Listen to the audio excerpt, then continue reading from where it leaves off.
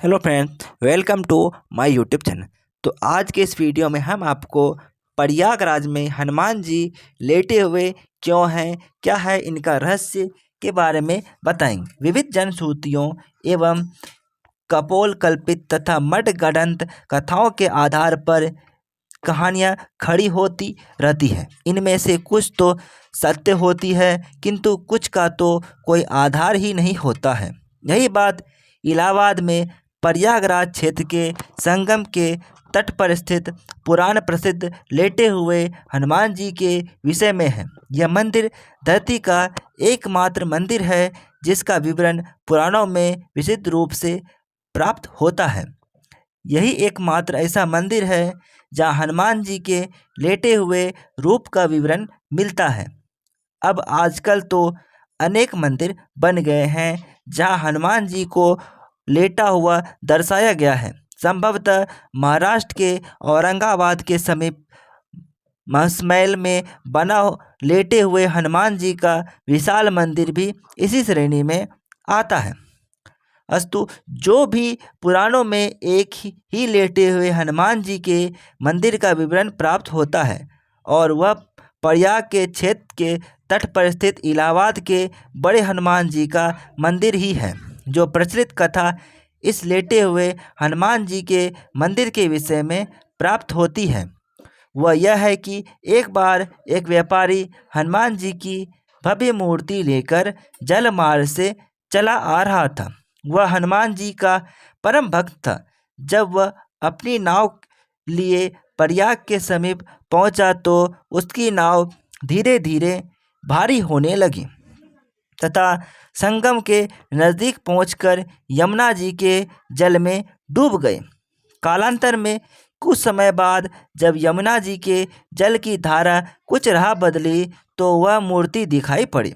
उस समय मुसलमान शासक अकबर का शासन चल रहा था।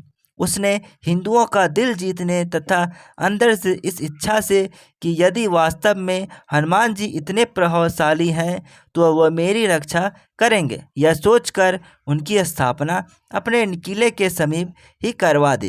किंतु यह निराधार ही रखता है क्योंकि पुराणों की रचना वेद व्यास ने की थी जिनका काल द्वापर युग में आता है। इसके विपरीत अकबर का शासनकाल 14वीं शताब्दी कलयुग में आता है। अकबर के शासन के बहुत पहले पुराणों की रचना हो चुकी थी। अतः यह कथा अवश्य ही कपोल कल्पित मठगढ़ंत या एक समुदाय विशेष की तुष्टिकरण का मायावी जाल ही हो सकता है।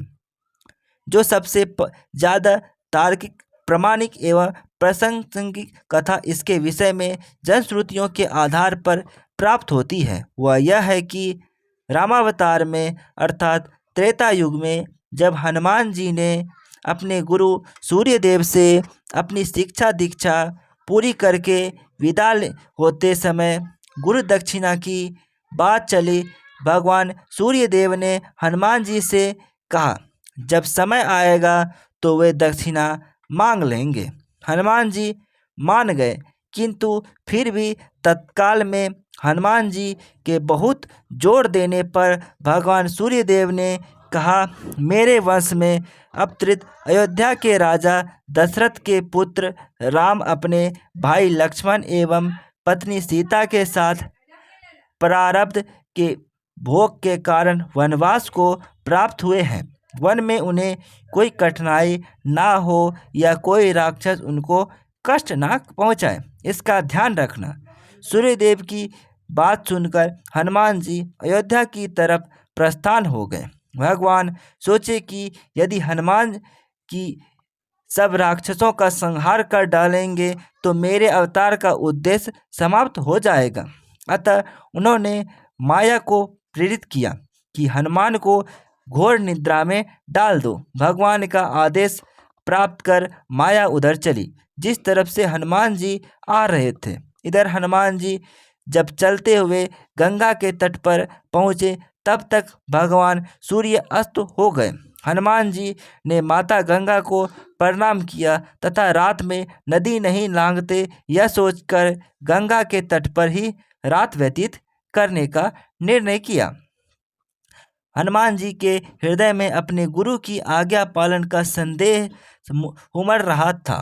अतः उन्हें नींद भी नहीं आ रही थी। अतः वह आसन लगाकर ध्यान अवस्था में विचार मग्न हो गए। इधर माया ने जब उन्हें ध्यानस्थ में देखा तो वह डर गए, क्योंकि यदि प्रातः काल हो गया तो हनुमान जी अयोध्या पहुंच जाएंगे तथा प्रण के दृढ़ निश्चयी हनुमान जी अपना कार्य प्रारंभ कर देंगे। अचानक हनुमान जी का ध्यान टूटा। उन्होंने सोचा, क्यों न रात सत्संग में बिताई जाए। यह सोचकर वह ऋषि भरद्वाज के आश्रम की तरफ चल पड़े। जब माया और भी निराश हो गई, हनुमान जी भरद्वाज ऋषि के आश्रम पहुँचे। वहाँ वेद पुराण का व्याख्यान चल रहा था। हनुमान जी वहीं बैठकर कथा सुनने लगे। कथा में भरद्वाज ऋषि ने बताया कि कल यहाँ पर जगत के स्वामी तथा अयोध्या नरेश दशरथ के पुत्र के रूप में अवतरित भगवान राम गंगा को पार करके पहुँचने वाले हैं। हनुमान जी प्रसन्न हो गए। अभी उन्होंने गंगा पार कर अयोध्या जाने का विचार त्याग दिया तथा वहीं संगम के तट पर ही रहकर भगवान राम की प्रतीक्षा करने का निर्णय लिया। रात्रिकालीन आवश्यक कार्यों को पूरा कर हनुमान जी वहीं संगम के तट पर लेट गए और उन्हें नींद आ गई। इधर माया को अवसर मिला और उसने हनुमान जी को धर दबोचा। हनुमान जी घोर निद्रा में चले गए। इधर भगवान राम गंगा पार कर प्रयाग पहुँचे।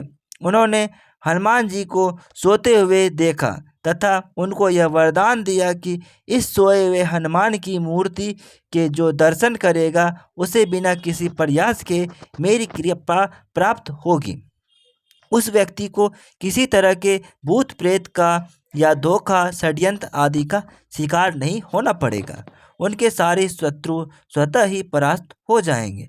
इस तरह हनुमान जी को अमोघ वरदान देकर भगवान राम भरद्वाज ऋषि के आश्रम तथा अक्षय वट का दर्शन करते हुए आगे बढ़ गए।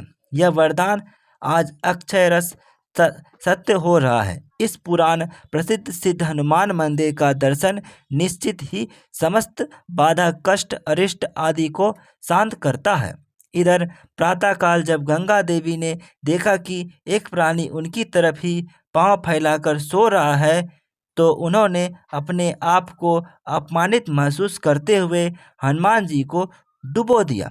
सूर्यदेव ने जब प्रातःकाल अपने शिष्य हनुमान की यह दशा देखी तो उन्होंने गंगा को शाप दिया कि तुम्हारा हृदय मैला है, जो अज्ञानवश तूने एक सीधे सादे प्राणी को दंड दिया। तेरा सम्मान करते हुए हनुमान ने रात में तुम्हारे ऊपर से होकर गुजरना नहीं समझा और तुम दुर्बुद्धि उसे शाप दे बैठी। जा, आज से तू प्राणियों के मरे शरीर एवं गंदगी धोने वाली हो जाओ। गंगा नदी के दूषित होने से संसार के समस्त देव संबंधी एवं शुभ कार्य बाधित होने लगे। तब समस्त देवताओं ने मिलकर भगवान सूर्यदेव की पूजा अर्चना की।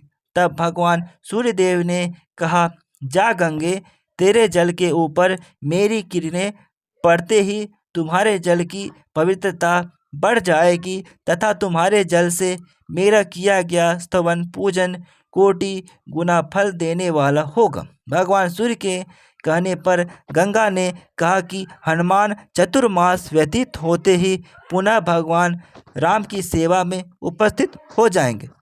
तब तक हनुमान जी विकसित पर्वत पर सुग्रीव की सेना में लगे रहे। चतुर्मास बीतने पर भगवान राम सीता की खोज करते हुए किष्किंधा पर्वत पर पहुँचे। वहाँ पर उनकी मुलाकात भगवान राम से हुई। कालांतर में जब मुगल शासन के दौरान अकबर के समय में जब बादशाह अकबर ने उस सिद्ध तपोभूमि को अपने किले के रूप में परिवर्तित करना प्रारंभ किया, तब उसके दीवार की ही सीधा में सोए हुए हनुमान का मंदिर पड़ गया। उसने तत्कालीन हिंदू धर्म गुरुओं एवं पंडितों को रुपये पैसे का लोभ देकर तथा डरा धमकाकर उस सोए हुए हनुमान जी के मंदिर को अत्यंत स्थापित करवाने के लिए राजी किया। हनुमान जी के मूर्ति की खुदाई होने लगी। जब समूची मूर्ति खुदाई नीचे से कर ली गई तब उसे उठाया जाने लगा। जब लगातार कोशिश के बावजूद भी मूर्ति नहीं उठी तब उससे भारी सामान उठाने वाली मशीन से उठाने की कोशिश की जाने लगी। जो जो उस मूर्ति को उठाने की कोशिश की गई वैसे वैसे मूर्ति और भी नीचे धंसती चली गई।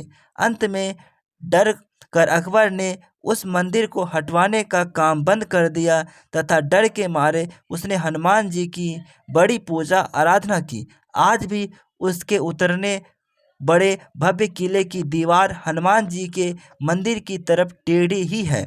एक मान्यता और है कि इस मंदिर के बारे में इस मान्यता के पीछे राम भक्त हनुमान के पुनर्जन्म की कथा जुड़ी हुई है। लंका विजय के बाद बजरंगबली जब अपार कष्ट से पीड़ित होकर मरणासन्न अवस्था में पहुंच गए थे तो मां जानकी ने इसी जगह पर उन्हें अपना सिंदूर देकर नया जीवन और हमेशा आरोग्य एवं चिरायु रहने का आशीर्वाद देते हुए कहा कि जो भी इस त्रिवेणी तट पर संगम स्नान पर आएंगे उसको संगम स्नान का असली फल तभी मिलेगा जब हनुमान जी के दर्शन करेगा। यहाँ स्थापित हनुमान की अनूठी प्रतिमा को प्रयाग का कोतवाल होने का दर्जा भी हासिल है। आमतौर पर जहाँ दूसरे मंदिरों में प्रतिमाएं सीधी खड़ी होती है वहीं इस मंदिर में लेटे हुए बजरंगबली की पूजा होती है। पौराणिक कथाओं के मुताबिक लंका विजय के बाद भगवान राम जब संगम स्नान कर भारद्वाज ऋषि से आशीर्वाद लेने प्रयाग आए तो उनके सबसे प्रिय भक्त हनुमान इसी जगह पर सशरीर कष्ट से पीड़ित होकर मूर्छित हो गए। पवन पुत्र को मरणासन्न देख मां जानकी ने उन्हें अपने सुहाग के प्रतीक सिंदूर से नई जिंदगी दी और हमेशा स्वस्थ एवं आरोग्य रहने का आशीर्वाद प्रदान किया। मां जानकी द्वारा सिंदूर से जीवन देने की वजह से ही बजरंगबली को सिंदूर चढ़ाया जाने लगा। परंपरा है कि संगम आने वाले हर एक श्रद्धालु यहाँ सिंदूर चढ़ाने और हनुमान जी के दर्शन को जरूर पहुँचता है। बजरंगबली के लेटे हुए मंदिर को पूजा अर्चना के लिए यूँ तो हर रोज ही देश के कोने कोने से हजारों भक्त आते हैं, लेकिन मंदिर के महंत आनंद गिरी महाराज के अनुसार राष्ट्रपिता महात्मा गांधी जी के साथ साथ पंडित नेहरू, इंदिरा गांधी, राजीव गांधी और सरदार वल्लभ भाई पटेल और चंद्रशेखर आज़ाद जैसे तमाम विभूतियों ने भी अपने सर को यहाँ झुकाया, पूजन किया और अपने लिए और अपने देश के लिए मनोकामना मांगी। यह कहा जाता है कि यहाँ मांगी गई मनोकामना अक्सर पूरी होती है।